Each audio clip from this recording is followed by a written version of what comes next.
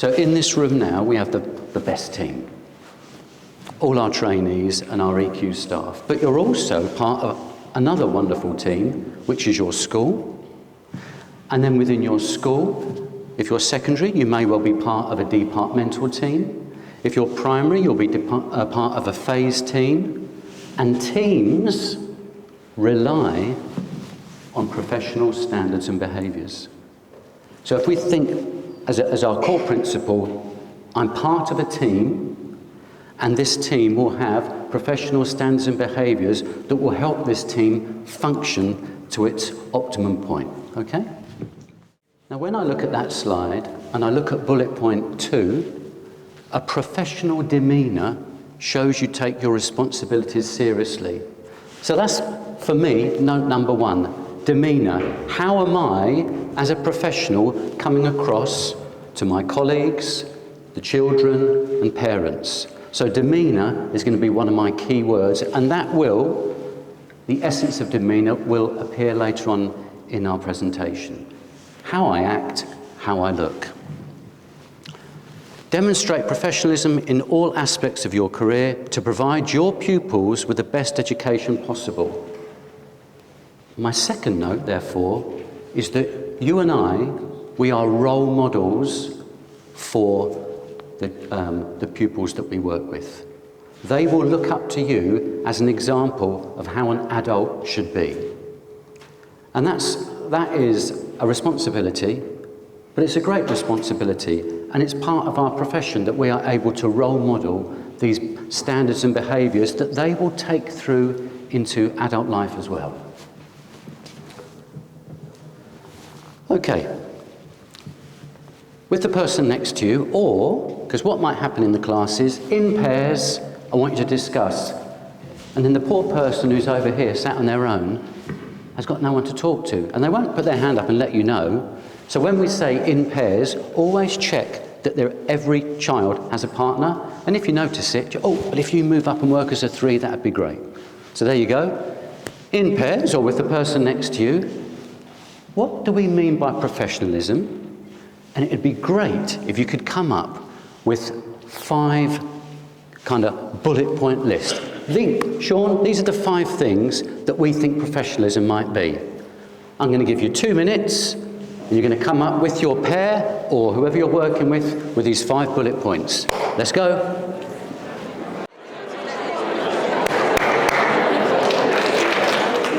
You've had a minute, and what I'm doing now is deliberate. So sometimes in classes, you'll set the task, you'll give a time limit, which is great because it keeps the activity focused. But if you do what I'm going to do now, which is called half-time feedback, it's just a suggestion, it will let you monitor and know how are the class doing before I reach the end of the activity. So if you've had a minute, I'm going to beg you to be a bit cooperative here, and forgive me if you're caught out. I see you've got some points. How many have you got there? Brilliant. We've had a minute. We know we've got 5. We've got 3 here. So as a teacher, I'm going, that's a pair. Well done. Our professor mentioned about feeling a bit scared. Now people are thinking, oh my goodness me. Right, so, and if it turns out when you're doing your class half-time feedback that they haven't got anything on their page, don't chastise them, because they've probably been talking and thinking. And when you're talking and thinking, you don't actually remember to make notes. That's where you can say, oh, don't forget, make some notes. Okay, so you've got another minute left. Well done, that 3. Little example. Keep going, let's go. Now, it turns out, in 1994, a couple of naughty MPs got paid by someone to ask questions in the Houses of Parliament. And it was called a cash for questions, and it was a big deal. It was a professional scandal. As a result of that, the government at the time asked Lord Nolan to introduce some principles, some standards of behaviour for professionals in public life. Set up this committee. The basis of the ethical standards expected of public office holders. So you and I had these professional standards. Now that was in 1994, 95, and here they are. Take a look. If you want to jot them down, that's no problem. Some of these are going to prove really important for teachers, specifically teachers.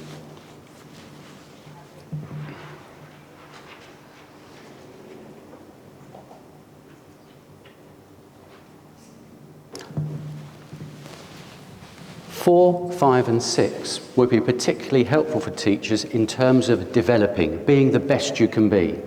Because you can only be the best you can be if you're honest.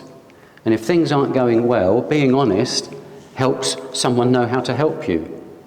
If we were dishonest in our feedback, then the feedback we get to help wouldn't work.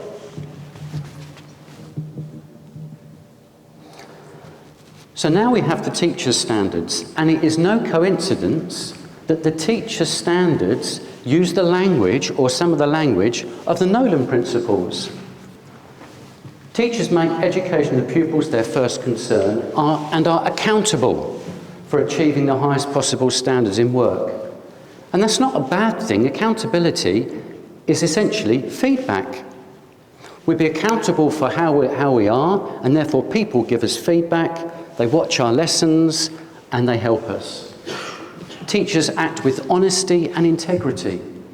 They have strong subject knowledge, keep their knowledge skills updated, and so on. Honesty and integrity. So you can see the Nolan principles for public life appearing in the teacher standards. They also sit in with the head teacher's standards. But within the teacher's standards, we also have a section called the Part 2 Professional Standards, or for professional conduct. Teachers uphold the public trust in the profession. They maintain high standards of ethics and behaviour. Now, the Nolan principles, that's leadership, that's role models. So one of the points we made right at the beginning about demeanour, and the second one being a role model, it's everywhere. In fact, every day you walk into school, you're being a role model, and that will appear later on. Within and outside school. So we're a teacher in school. We are a teacher outside of school. You'll walk down a high street. Hello, sir. Hello, miss. And you're a teacher. You go out on a Friday night and you have a great time. Hello, sir. Hello, miss. You're a teacher. You need to be aware of that. Teachers must have proper professional regard for ethos, policies and practices in their school. Policies and practices, that is going to run right through this presentation. I mentioned right at the beginning, we are all part of a series of teams. For the teams to function, they have policies. Policies are really crucial for schools because they glue the school together, because we all follow the same policy, whether that's staff conduct, whether it's assessment, whether it's behaviour. So if the school policy is, after 3 warnings, you need to send them down to wherever, that might be, oh, I feel quite uncomfortable doing that. And I certainly know that I did when I started teaching. I found that sort of policy quite difficult. But what helped me was, I'm part of a team, this is the school policy. If I don't follow that policy, I'm undermining the school system. So policies are really crucial. Therefore, perhaps a little tip for you is, when you're starting, and this will probably happen next week, knowing what the school policies are.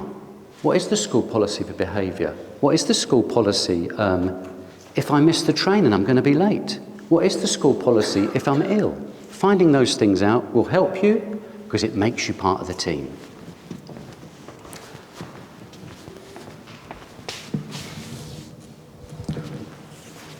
So this is the whoops slide. Have a quick look. Interacting with pupils on social media. Whoops, don't really want to be doing that. Arguing with your mentor or other school colleagues.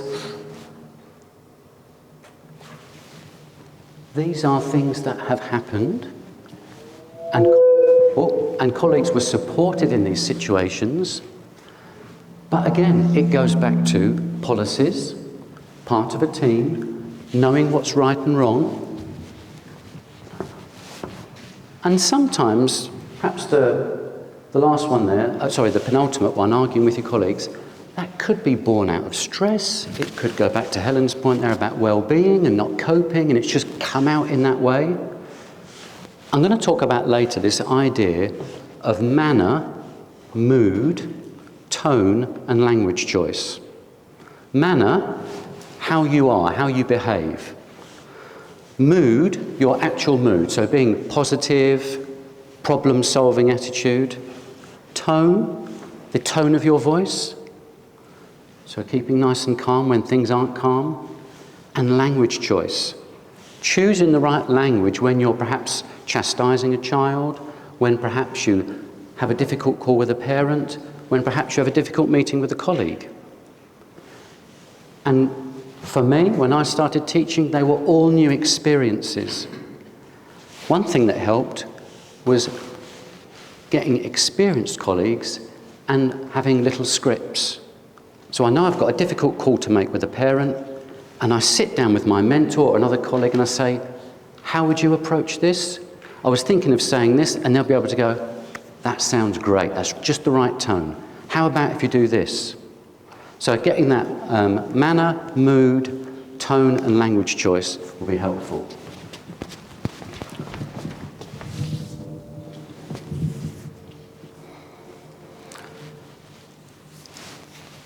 The nice thing about this slide is it touches on the idea of we're in this profession because we really care about children, and we want children to learn, and we want to help them. Sometimes we can get caught in the being over-friendly. I remember doing it myself. I think there's kind of two groups of pupils who I got to know very quickly at the start of my career. The really loud and perhaps naughty ones, and then the ones who I thought, oh, well, if I can work with them, I feel like I'm doing something. So just being aware of the fine line between a caring adult and a friend. Professional teachers do not let the desire to be liked by pupils get in the way of enforcing the classroom and school rules. That's the policies bit. So knowing that the school policy is to be followed, even though it might feel uncomfortable.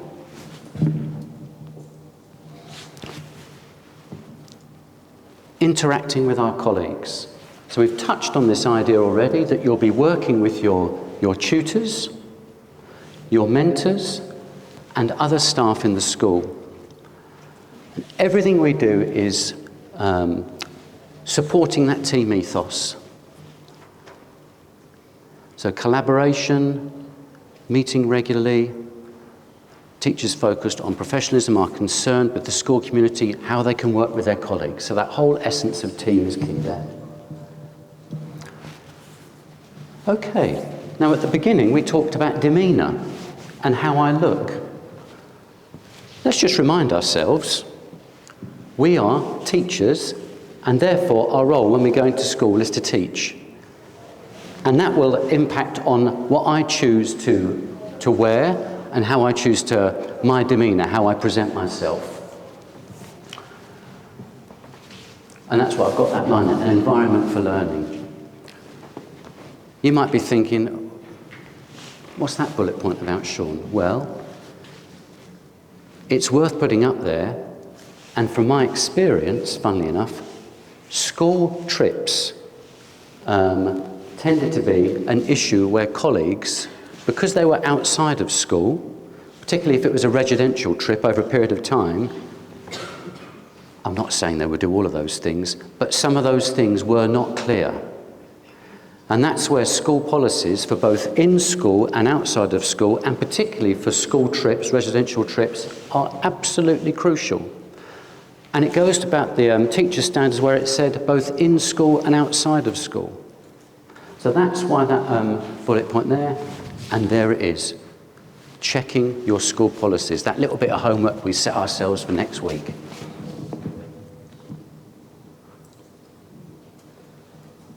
So this slide is just reminding us that A, teaching is a demanding role, and Helen's touched on that already.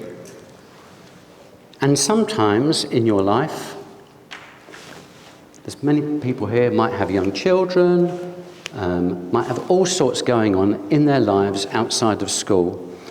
And it's just having that ability to be able to separate that from when I walk through the school gates and say, right, I'm working in this particular team with my school team and my colleagues.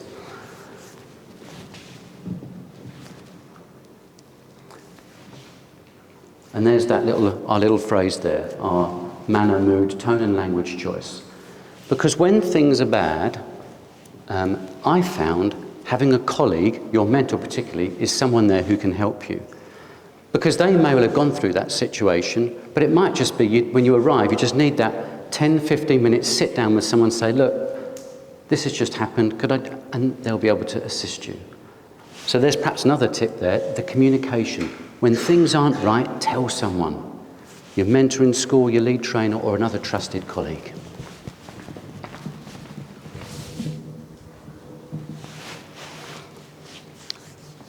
So treating pupils fairly and equally with respect and without discrimination. So that goes back to one of the Nolan principles we had right at the beginning.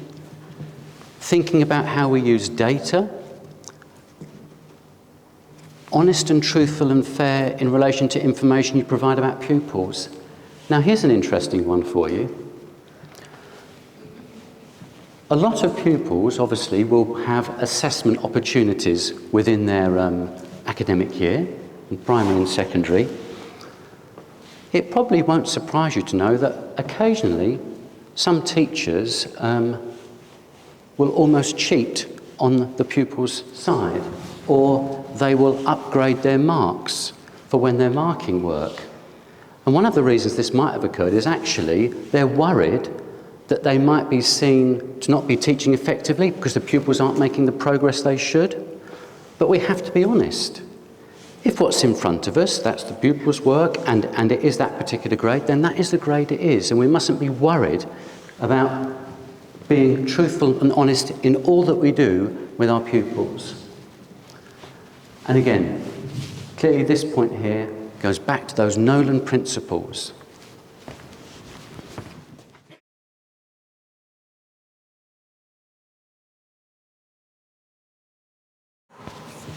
Okay. This is an interesting one, because this is about us as trainees. And you're going to be in some situations where you're part of this team. And so, as it says there, peeking at our mobiles or having a little shopping online, you've got your lid up. I think all we need to be aware of, and I think it's the bottom bullet point, that's the best bit. Again, role models. If we're in our class and we have our policies, our school rules, these are the things that we would expect the pupils to do, and you're modelling them when you come to any training session here.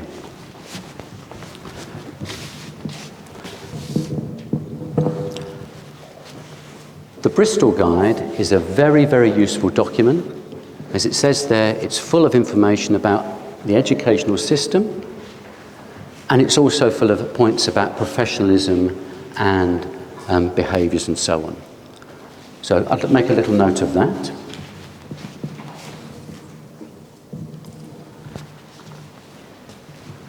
And now I'm going to introduce what I've termed these 6 zones of professional standards and behaviour, and I'm going to get you to do a little bit of another discussion activity here. I think, and these are the 6 zones I've created. So we have in the classroom, so as a teacher in the classroom, what would our professional standards be? Not in the classroom, but in the school, so perhaps in the staff room, perhaps in the playground, perhaps in the corridors of the school, and then outside of school, school trips, as I've mentioned earlier. And then our other zones as a trainee. So in a training session like this, or when you're doing some work with an EQ tutor, as you're going to do in a moment, or perhaps completing aspects of our programme. What I'd like to mistake there, we started off with the 7 principles, then we went and explained how they impacted on the teacher's standards, and in turn how the teacher's standards had their separate section for professional behaviours and standards.